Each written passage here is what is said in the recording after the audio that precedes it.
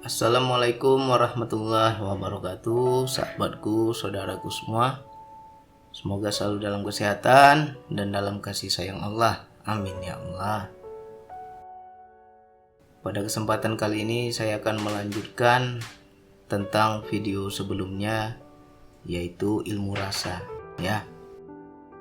Di channel ini video yang paling banyak ditonton, paling banyak dikomentari adalah video yang berjudul ilmu rasa. Jadi ya kita lanjutin, mudah-mudahan bisa lebih dalam lagi kita memahami tentang ilmu rasa ini. Sebelumnya saya berbagi hanya sebatas apa yang saya ketahui, sebatas apa yang saya pahami, dan itu semua dari pengalaman hidup ya. Tetapi di hari ini ya Allah menunjukkan lagi, diberitahu lagi, sehingga kita mendapatkan sebuah keyakinan. Ternyata ilmu rasa itu ada di Al-Quran. Nah, saya juga baru tahu ini, baru paham. Sebelumnya saya nggak pernah mengaji, nggak pernah mempelajari tentang ilmu rasa ini, bahwa ada di Al-Quran. Dan hari ini Allah tunjukkan ayatnya, yaitu di Quran surat Muhammad ayat 29 sama ayat 30 ya. Jadi coba nanti teman-teman buka Quran surat Muhammad ayat 29 dan 30. Di situ berbunyi, atau apakah orang-orang yang dalam hatinya ada penyakit mengira bahwa Allah tidak menampakkan kedengkian mereka. Itu ayat 29. Lalu di ayat 30 Allah bilang lagi, dan sekiranya kami mengkehendaki ya, sekiranya kami kehendaki, niscaya kami perlihatkan mereka kepadamu. Jadi si A diperlihatkan Allah kepada si B. Ya, si B ini orang yang diberikan ilmu rasa, sehingga engkau benar-benar dapat mengenal mereka dengan tanda-tandanya. Berarti ini ilmu rasa ini semua ada tanda. Tapi tanda itu nggak bisa kita gambarkan ya. Dan engkau benar-benar akan mengenal mereka dari nada bicaranya. Nah, dari suara aja kita bisa tahu ya. Dan Allah mengetahui segala perbuatan kamu. Jadi nanti coba dihayati, direnungi, didalami, dikaji lagi lah Quran surat Muhammad tadi ya. Jadi ilmu rasa itu sebenarnya sejatinya ada di Al-Quran. Seperti apa bang ilmu rasa itu bang? Bagaimana bahwa kita mengetahui bahwa kita sudah memiliki ilmu rasa? Ilmu rasa ini ciri-cirinya ya. Ciri-ciri orang yang mendapatkan ilmu rasa, feelingnya kuat, perasaannya kuat. Dia akan mengetahui sesuatu di sebalik tabir yang orang lain gak tahu, dia jadi tahu karena dia sudah dikasih tanda sama Allah ya. Dia akan mengetahui sifat orang.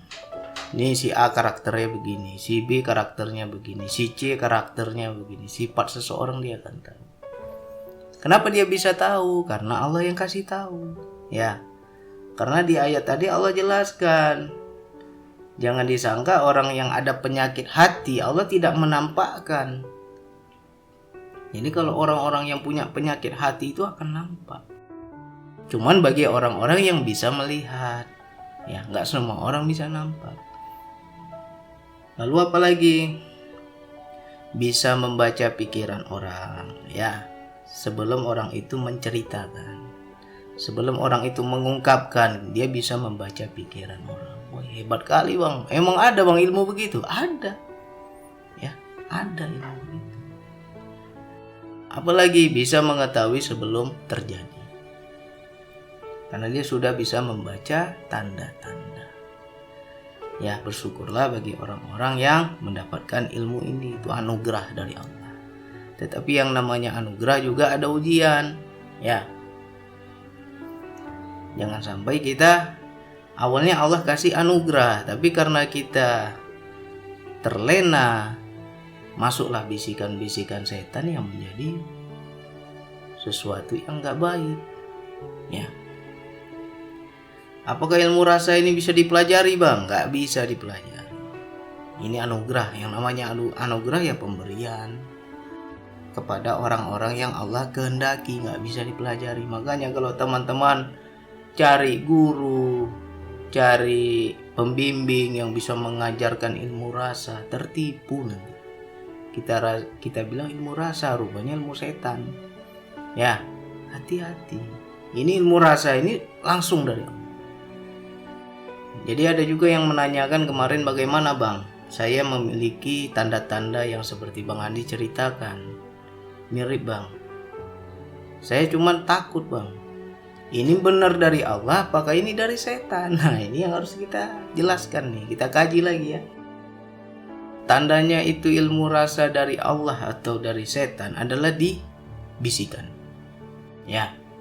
Kalau yang betul-betul dari Allah ini, Allah memberitahu, kan di situ Allah bilang, niscaya jika kami perlihatkan, ya Allah bilang perlihatkan, kami kehendaki kepada mereka, engkau akan mengetahui. Ya, di situ diperlihatkan. Ya, jadi bukan hanya sekedar bisikan. Kalau yang dari Allah nampak jelas, ya.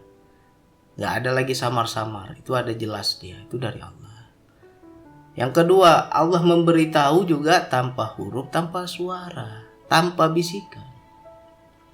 Karena kalau segala sesuatu itu sudah bentuknya bisikan, itu setan. Mungkin teman-teman pernah mengalami di dalam kepala kayak ada yang bicara. Disuruh ini, disuruh itu namanya bisikan. Kalau ada suara, ya. Tapi kalau dia nggak ada suara, tapi kita tiba-tiba paham aja, ngerti aja, itu dari Allah. Jadi untuk membedakan ini dari Allah kah atau dari setan, tergantung bisikan. Kalau bisikan berarti bukan dari Allah. Ya, itu tanda yang pertama.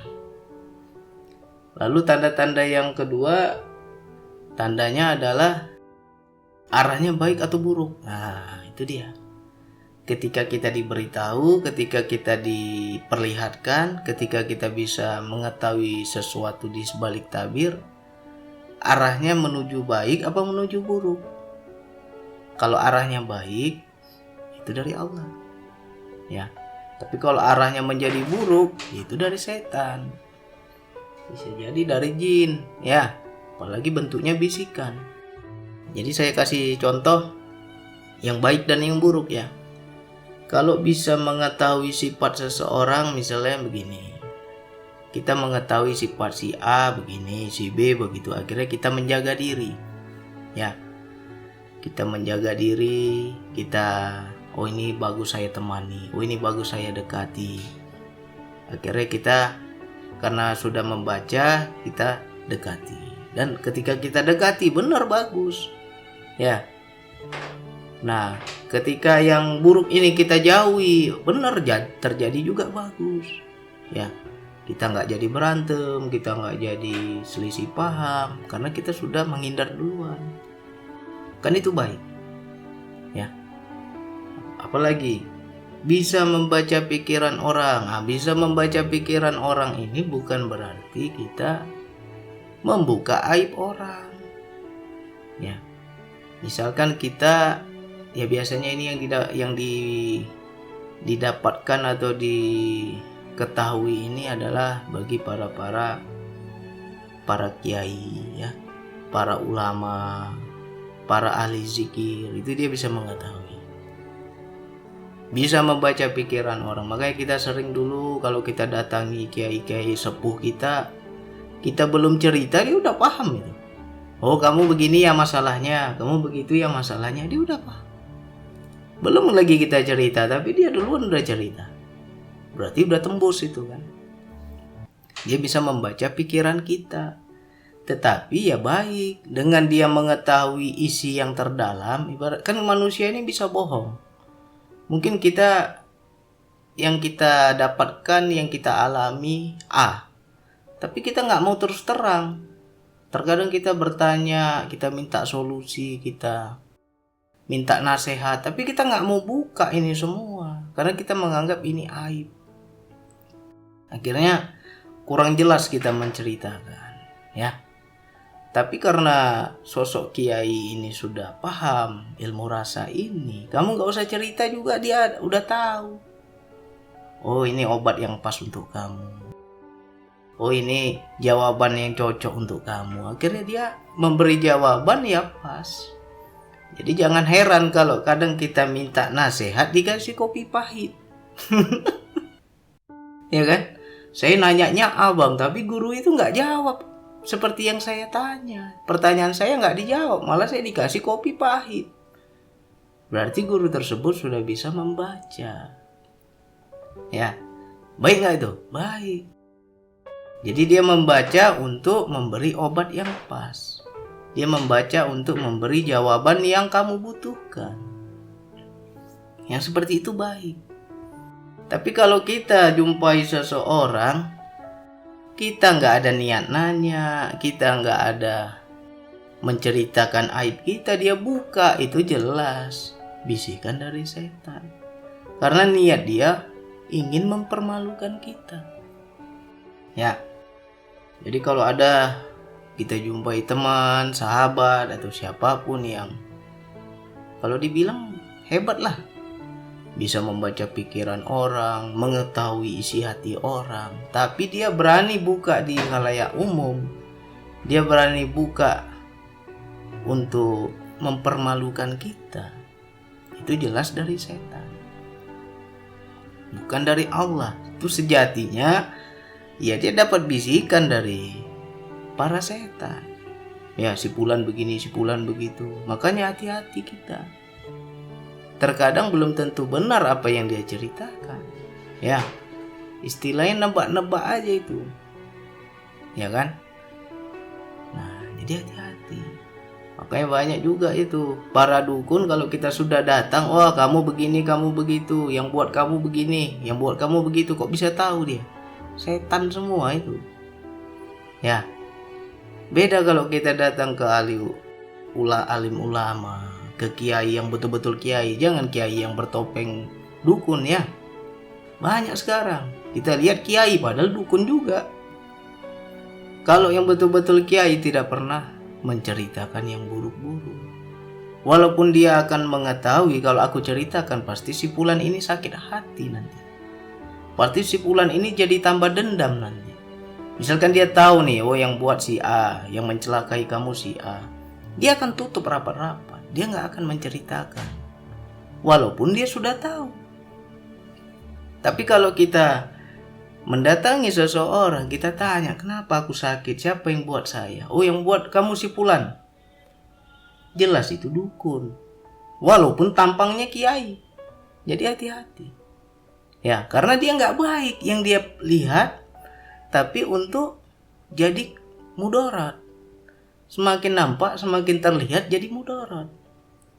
Ya, jadi keburukan.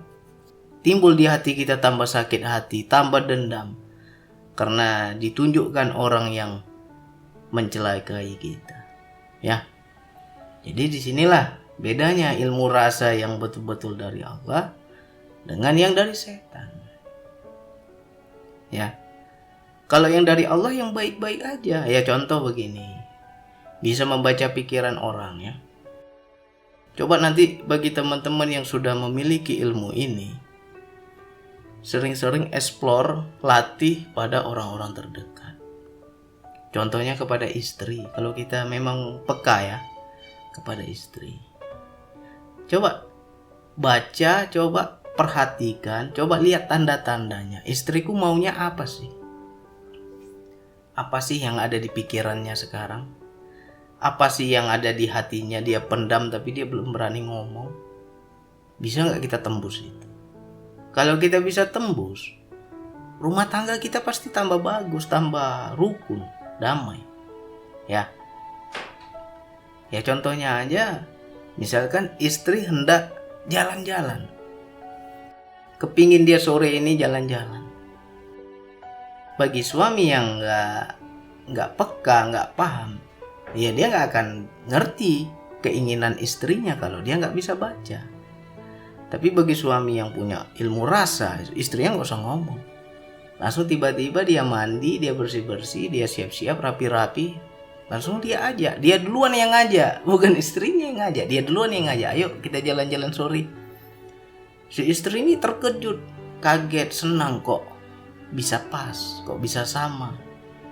Padahal aku sebelumnya hendak ngajak duluan, tapi duluan suaminya yang ngajak. Itu tandanya si suami sudah memiliki ilmu rasa. Dia paham isi hati istrinya. Itu baik nggak kira-kira? Pasti baik. Ya, walaupun si suaminya sibuk, banyak pekerjaan, banyak kesibukan, ya dia tinggalkan dulu lah sebentar. Aku hendak menyenangi hati istriku. Bukankah menyenangi hati istri itu ibadah? Ya kan? Nah, akhirnya dia singkirkan pekerjaannya karena dia sudah membaca kehendak dan keinginan istrinya. Pikiran istrinya udah terbaca, udah tembus sama dia. Nah, akhirnya dia duluan mengajak, ayo kita kesini aja, ya kan?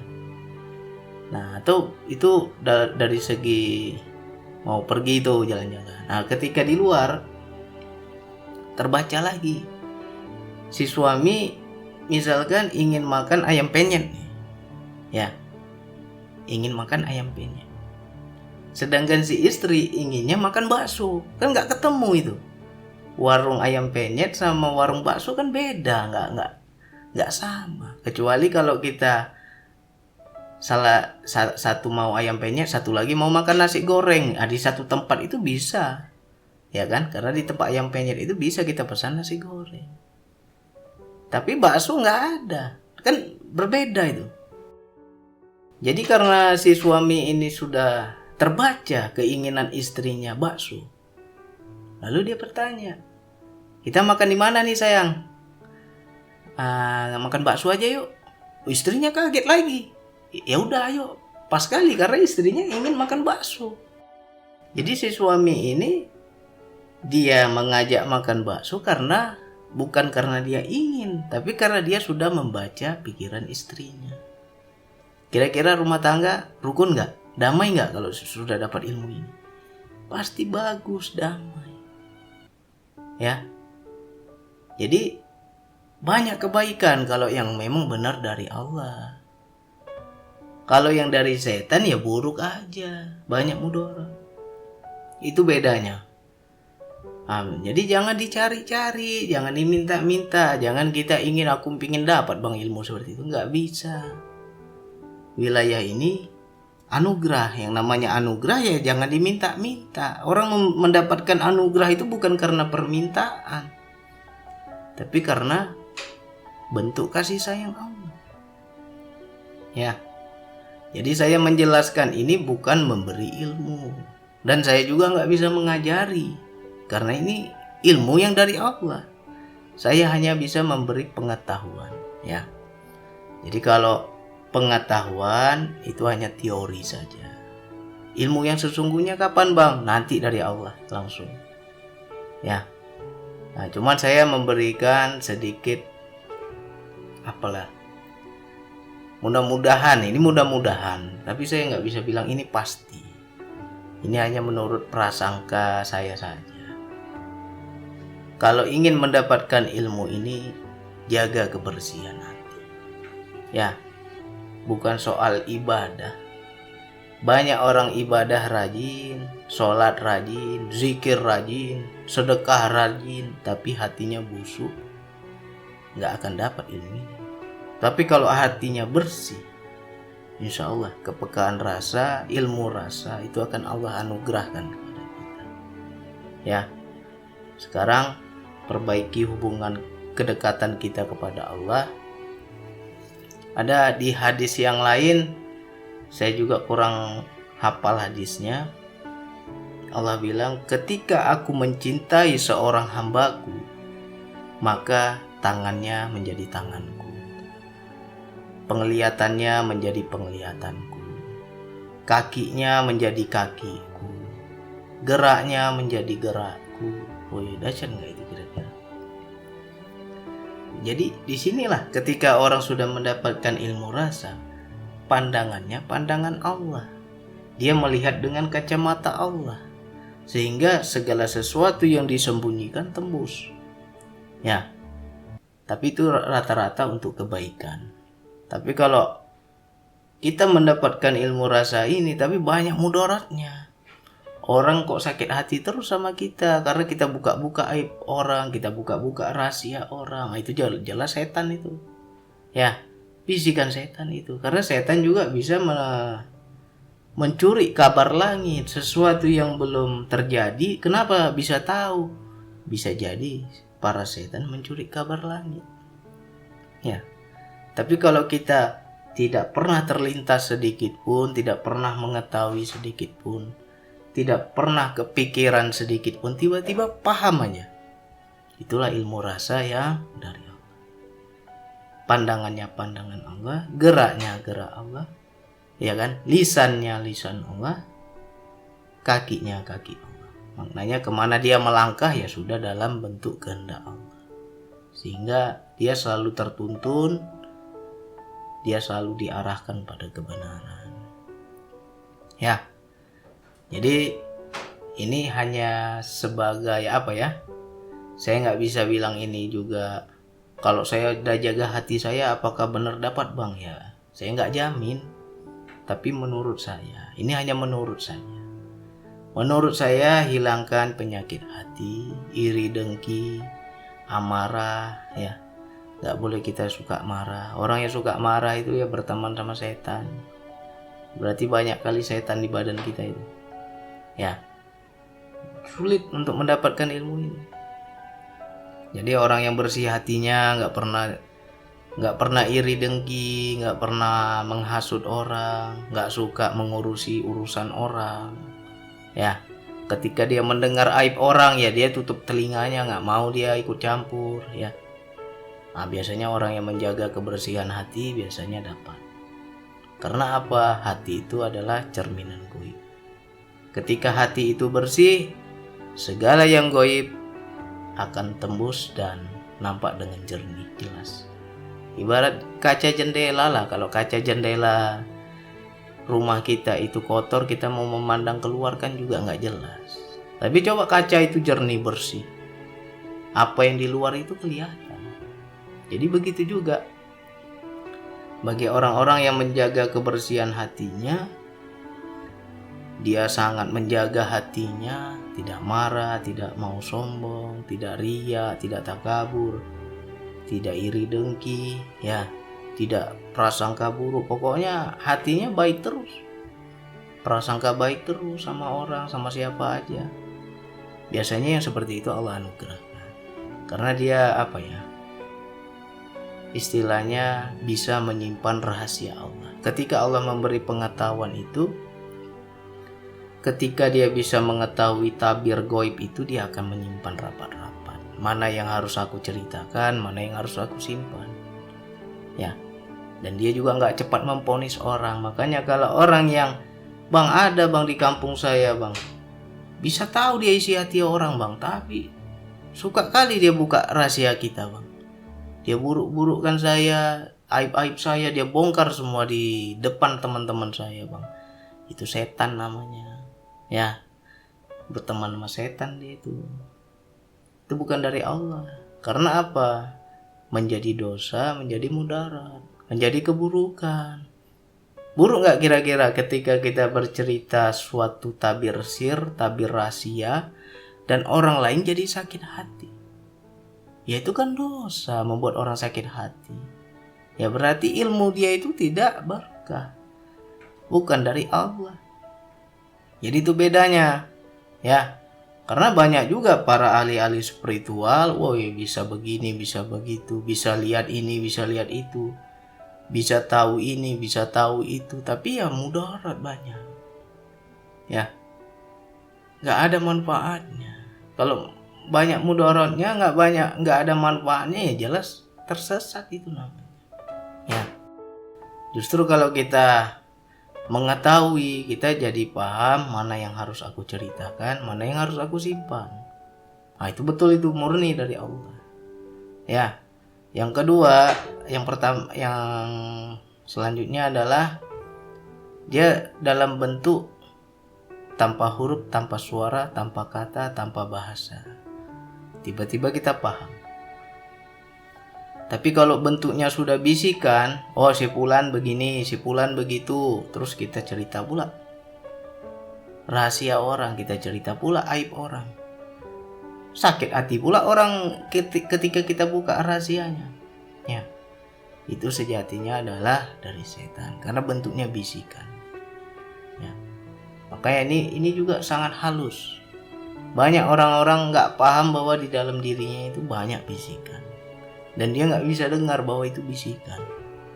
Ya, jadi kita harus perbaiki ibadah kita, jaga hati kita. Ya, jadi untuk mengetahui ilmu rasa yang sesungguhnya atau bukan, ada dua tadi ya cirinya ya. Ciri yang pertama bukan bisikan, tetapi dia langsung dihujam langsung di hatinya, dia paham, ya kan? Atau diperlihatkan tapi nggak nampak gitu, nggak ada gambar, nggak ada visual, tapi tiba-tiba seolah-olah dia sudah di situ gitu. Nah, dia jadi paham. Nah, jadi ini mudah-mudahan untuk saudaraku, sahabatku yang sudah memiliki ilmu ini bisa menjadi paham. Ini memang benar dari Allah atau dari setan. Jadi hati-hati, jangan bangga. Kalau kita memiliki wilayah ini jangan bangga. Biasanya yang begini-begini bukan karena diminta-minta, bukan karena ingin mengetahui. Ya, misalkan kita jumpa si A, aku mau tahulah sifat seseorang, itu namanya nafsu. Sudah ada kehendak diri. Tapi kalau memang diperlihatkan oleh Allah, kita nggak ada kepikiran, kita nggak ada ingin tahu, tapi tiba-tiba dikasih tahu. Nah, itu dari Allah. Tapi kalau banyak kita lihat di luar sana, orang istilahnya ahli terawang, ahli meramal, ya kan? Ditanya sama orang, tolong dong ramal saya, tolong dong liatin saya, baca diri saya. Dia jawab pula itu setan, karena sudah ditanya. Dan kita percaya pula itu, ya kan? Hati-hati. Orang yang benar-benar mendapatkan ilmu rasa ini nggak akan mau kalau ditanya, tolong dong ramal saya Bang Andi, nggak akan mau, nggak akan Allah perlihatkan kalau sudah ditanya. Tapi kalau ya tiba-tiba diperlihatkan gitu aja kan, dikasih tahu sama Allah, oh si fulan begini, si fulan begini. Ya paling saya hanya kasih kopi pahit aja lah, obat apa yang cocok itu aja paling. Tapi kalau membuka aib orang ya kita nggak berani. Ya, makanya nggak banyak kita ngomong wilayah ini. Nah, ini saya hanya memberikan ciri-ciri dan tanda-tandanya saja biar teman-teman paham. Udah sampai mana kita ini, yang kita jalani, yang kita dapatkan memang anugerah dari Allah atau bukan. Ya, mudah-mudahan yang di video sebelumnya yang bertanya bagaimana membedakannya Bang, ini dari Allah atau dari setan, nah, menjadi paham. Ya, nah, itu yang bisa saya sampaikan. Wassalamualaikum warahmatullahi wabarakatuh.